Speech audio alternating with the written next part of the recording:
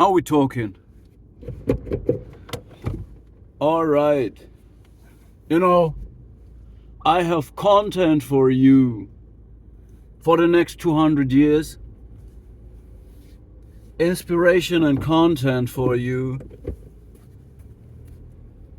for the next 200 years to keep you entertained. Entertained, you know. Are you not entertained about manipulative behavior, identity disturbances, people living in a shared fantasy, and so on? All the beautiful things, the subtle behaviors, the shifting of narration. But let's dive right into it. Yeah. You know, when you're dealing with manipulative people, there is one way that I really quickly want to point out of abuse that is so subtle and thus one of the most dangerous, you know. If an abuser is coming straight in your face, an alpha male, let's say an alpha male, and just tells you, you do this or I'm giving you this punishment, I wouldn't even call this abuse almost. This is, you know, I would love this. I would love to be confronted by a person with that personality because it's straightforward and I can, you know, at least you see something. At least you can confront something. At least you can run away or you can confront it and at least you see a damaged facial structure that you can deal with. Okay, anyway. The subtle way of manipulation can be that, all right, let's, you know, I don't want to split and say the narcissist, the borderline, I'm talking about, I have too much content in my head. It's so much, it's overwhelming. Really, I could do 3 videos at the same time, sorry. So the dark pentagram personalities are all the same for me, all right? They all share something and they can be distinguished by professionals. Okay, they can say, oh, this is the borderline, this is the narcissist, and this is the Machiavellian, and this is, I don't know, antisocial, sociopath, psychopath, histrionic. All right, they all have something in common, and that is they're not healthy. They are not agents of life, they are agents of death. They have no moral core, okay? They are bad for good people. All right. Now, the subtle way of abuse is the most dangerous. And it can be, now, I'm getting in the timeline. I'm just grooving into it, all right? So, I'm getting there. Just get the vibe, get the rhythm right. Yes. Get the light of day. Get the light of day. Now, I don't split. I don't say they are all evil, and I don't say you are all innocent. You have part of every abuse you go through. Okay, ask yourself, why did it happen? What went wrong? What went wrong with my parenting? How have I been parented? And I'm not even pointing to your parents. Why didn't you finish your individuation? Why are you such a victim? Get the light of day, boys, sisters. Let's go. Let's go. Let's go. Let's go. Let's go. Let's go. And I'm not saying the narcissist is all bad. And when I say narcissist, I mean the dark pentagram personality, which can be subclinical. I don't say they are all bad. I don't say they are all bad objects introjected into them. I'm not saying that, right? I'm not saying that they are triggering your own childhood trauma just to get an emotional reaction and then infiltrate your mind and steal your identity. I'm not saying that, man. Nobody's saying that, all right? Nobody intends to build a wall. Nobody, no. All right, so bomba clat. Let me get to the core of the message. What's holding me back? The subtle way of abuse we're talking about, and that is, the narcissist is not all bad, all right? The narcissist tries his or her best. Some of them are not evil. I may point this out. Some of them are not evil. Some of them are simply decapacitated, stripped of real empathy, stuck in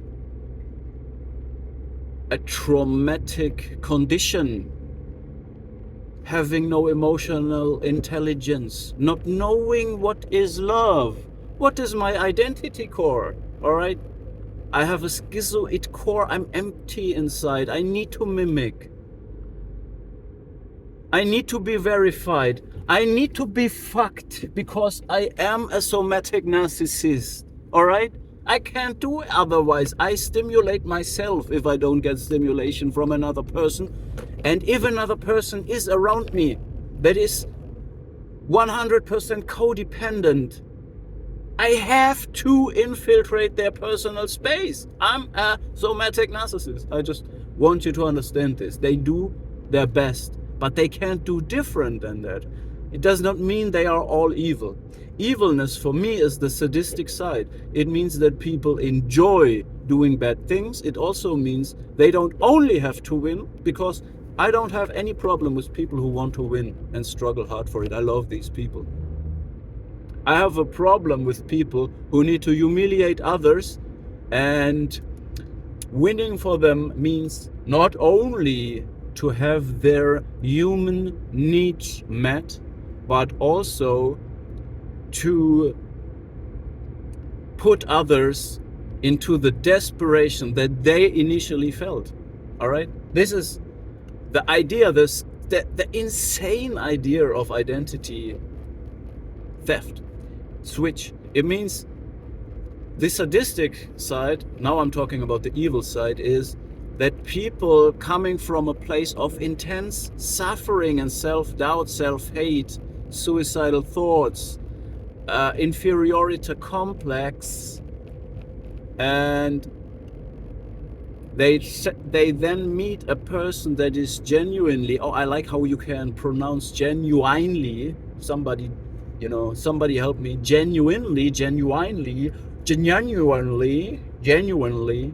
lives an authentic life of the light of day, of,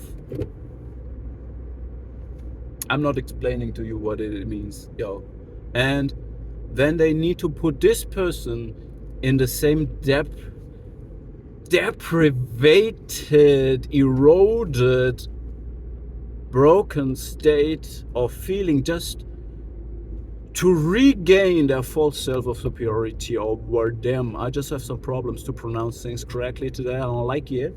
Anyway, so just watch out for drones, they're everywhere. I'm just suggesting to you to participate in mass hysteria, to find out about human psychological effects.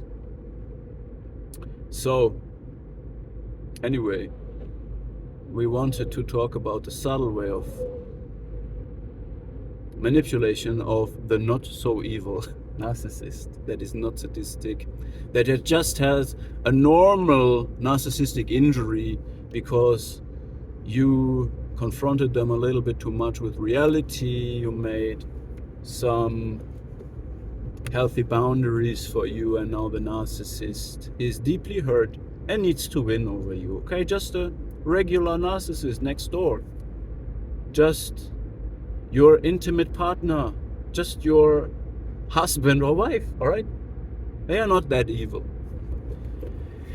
Now, they try their best, but they, I'm getting there now. Now I'm getting to the core of the message. They are numb, okay? They are numb. They don't have access to emotions. And this is why they are both violent and peaceful at the same time. And they can show both sides strategically, which means You have to look at their deeds, not at their words. When we talk about manipulative people, look at what they do. And when they do it, and ask yourself, why are they doing it? Why are they crying now?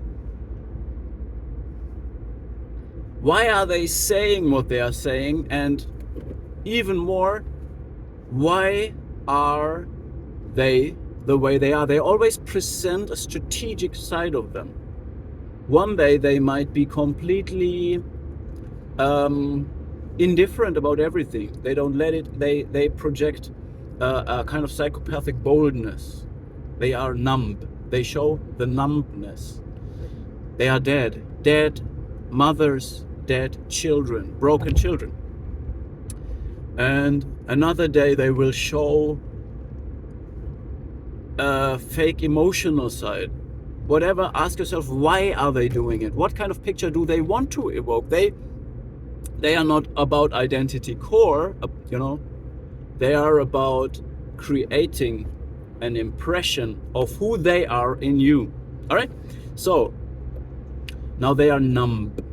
And this means that the deeds, the thing they did, are brutal, reckless, unempathetic, self-absorbed, egotistical, and these are perceived by healthy people as acts of war and violence. For the narcissist, it's not war or violence. For the narcissist, this is normal. And when you stay peaceful in your deeds, when you follow your moral core, your superego is working, you have an identity core and so on, your agreeable, bright personality, it means you perceive this as an act of war or abuse, or they steal something from you, they occupy your resources, they infiltrate your personal space, they disregard any boundaries, they are not receptive for functioning communication. They can't communicate, it's not possible, it goes one way. And they deflect everything that questions the shared fantasy narration. Okay. Now they are numb. Okay? This means they also will not respond. Some of them they don't really feel what they do to you. Let's break here. There's the red light. And this is why their own narration, the way they speak and the way they react to you, especially in a public situation, can be very detached and cold. So this means now you are dysregulated because they stole things from you. They colonized your personal space. They have everything of you, your money, influence over your children, your house, your pet, everything of the past, everything that you have let go of to save your identity, okay? So they have all of that, they sit on all of that, they use coercive control to get this because they have the desperate need to do this, okay? It had to happen. They need to show who they are. Look at them, how grandiose this is, this victory. And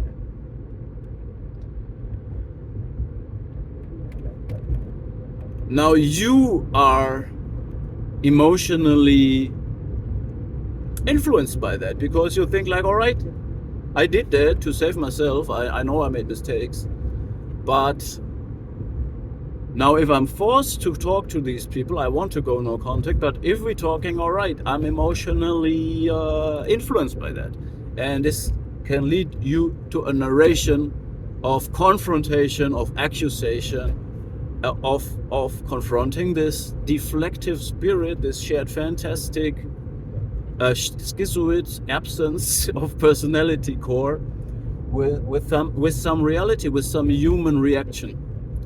And then they stay cold and numb because they are dead inside. Okay, I'm just saying to you, the dead mothership, the dual mothership model, dead mother, dead children, broken children, right? They don't feel that. And This creates the picture on the outside of you are hostile, and they don't accuse you of everything, they just deflect.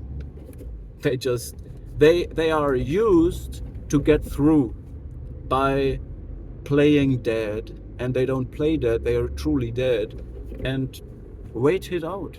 They wait it out. Okay? They want to flex back into grandiosity, and until then they are dead. You know, there are these organisms, I don't know the English name, and I pretend to know the German name, but I don't even remember that one. These are one of the most amazing life forms. They can travel through space for 15,000 years without water, and when they go into a stasis, and when they then hit a habitable planet, when they get back anywhere where there is a little bit of, you know, they don't need a lot, but then they can come back to life. And a narcissist can do the same. They go into a homeostasis, they go into freeze mode until it's over, until the human being, until the reality, until the confrontation, until the responsibility is past, is going away. You know, it goes by. A human being that confronts them with responsibility will go by, it will fade. Reality will fade. At some point they can go back into a defensive shared fantasy mode. And someday there will be celebration again. At some day they can be living in the fantasy world again. And yeah, I wanted to point this out, this form of deception. So it looks, you're dysregulated, you're angry, you're accusing. But what we need to do is shift the attention to the deeds. It's not you that went to war. It's not you who abused. I also always say, the explanation why the narcissist is a good person is always very complicated and far-fetched. The explanation why you are a good person is very simple and straight. You're a good person because you're not an abuser, and you're not an abuser because you don't abuse. As simple as that, all right? As simple as that. For the narcissist, it's a little bit more complicated, all right? Both, they use good cop, bad cop if they can't get you alone. They then use one personality to be all evil while they stay neutral. So they try to hide. They want to let another person do the dirty work for them through triangulation. And then they can stay in this dead, deflective mode and pretend to be better. But they are the same person that they use. All right, you need to make them responsible for every triangulation they do. And the explanation is always complicated and twisted. This is the nature of lies. They are crafty. Okay, so I am a good person because all my friends will assure you that X, Y, Z. I am a good person because I have always been a victim and abused, and this is why now I am entitled to do this. I have these 105 traumatic experiences in my life. Now I'm a broken child, and now I do what's necessary. It just happened. I needed to do it. And so on and so on. There's so many false narratives, but they are all crafty, complicated, and none of them justifies abuse. So stay tuned and watch out for drones.